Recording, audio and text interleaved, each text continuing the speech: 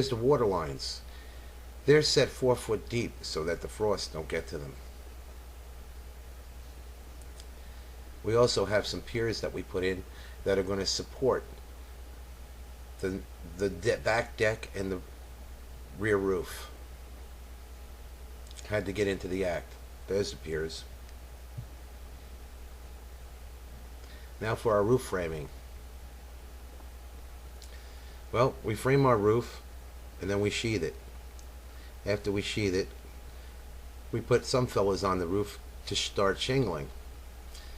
And then we go down to our lower roofs.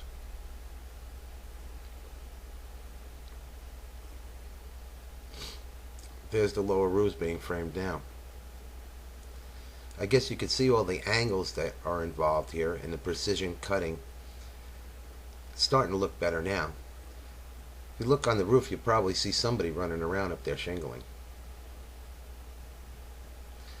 We nail a pine branch to the roof.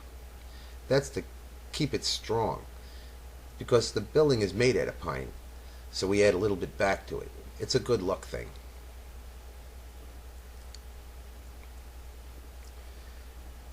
The chimney is put up through the roof so we can flash it before the shingles are set to it. And then we finish our shingling. There's our chimney. And the roof is done. Now it's on to the septic tank. Here's where I told you earlier it's very important to set it at the right height so that all the water, when you flush the toilet, runs away from the home and into the tank. These PVC pipes have to be pitched a minimum of a ½ inch on every 10 foot. Then they're backfilled. We have a little bit of fun sometimes. You can tell we enjoy ourselves. Plumbing. PEX fittings are plastic. They're easy to handle. They can go around corners very easily. They don't freeze. They just expand. And there's fittings that crimp together instead of soldering. Much cleaner water comes out of them.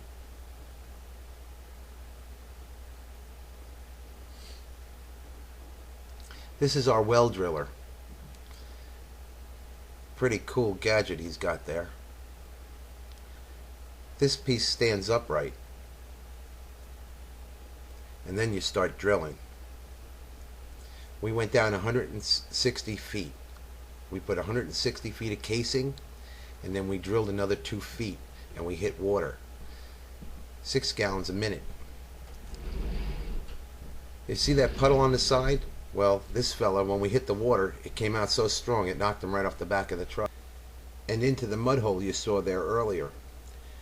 This is a main breaker panel. It's a 40 breaker panel, 200 amp service. All the wires will end up there. This is for cable, TV cable, phone lines, and Cat 5 wiring for your computers. Just like I said, all the wires end up there later. They'll be put into that box, and very neatly. Now for our exterior finish and landscaping. We chose these colors, green and beige, or a taupe color, and white doors and trims on the windows. It's coming along now. We use scaffolding to get up to points where we can't reach.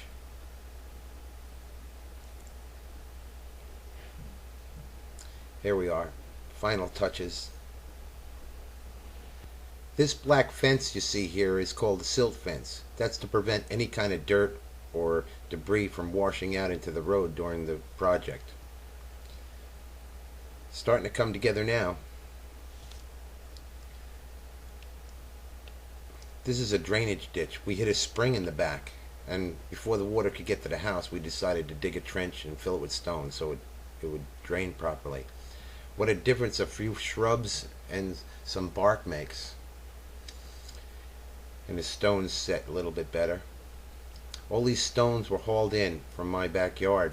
There was no stones on the yard when we started digging, so we had to haul them all in from our backyard. interior finish work and insulation, sheetrock, and painting. This is a hard job. There's Manuel. He does really well. He's a really hard worker, and you can see he does very neat work. This is another part of the green. There's R19 in the walls, R38 in the ceilings to keep the heat in. The fixtures have to go in before the sheetrock. After the sheetrock's done, then we start the spackle. These guys have too much fun on them stilts. We used a heater down in the basement to keep it warm while we were spackling. Then you mix your mud, should I say your spackle, and you pump it out, you check it, see if it's consistency. If it's just right, then you start to use it. That's a boxer. That does a real fine job of trimming in your spackle. This is what we call a high-end kitchen. There's cherry cabinets, stone countertops, stainless steel appliances, 18-inch ceramic floor tiles, and crown molding above the upper cabinets. The dining room features hardwood floors and wood trim on the windows. If you notice the light that comes in, it's because we face the house towards a southern exposure, so that you don't need your lights on most of the day. The windows are also made out of low E glass. That helps heat your home better too. There's argon gas inside as well. The doors in the house are solid wood pine doors. There's 6 panels. There's California cabinets in our closet. That's a walk-in closet. Cherry cabinetry vanities in our bathrooms with ceramic tile and fiberglass fixtures. Under the window there's a heater. It's one of our green products as well. It's filled with liquid so it holds the heat longer, and we use less electricity to heat the home. This is our front entry. There's ceramic tile on the floor. It's called the hopscotch pattern.